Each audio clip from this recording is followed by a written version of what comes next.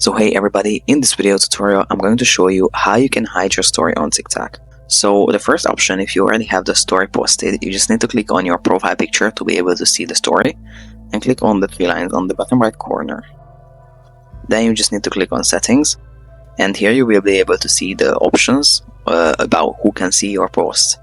It can be everyone, it can be your friends, and it can be only you. If you want to hide it from everybody, you just need to choose only you.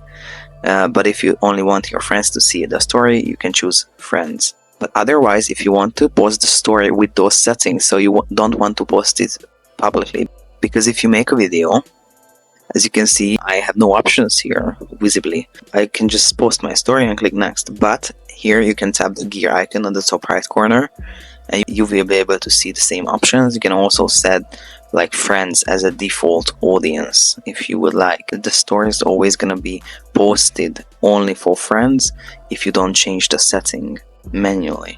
Alright, so all in all, this is how to hide a story on TikTok. I hope you found this tutorial useful. If you want to get access to our Make More Money with TikTok checklist for free and other TikTok marketing resources and deals, make sure to check the links in the description below.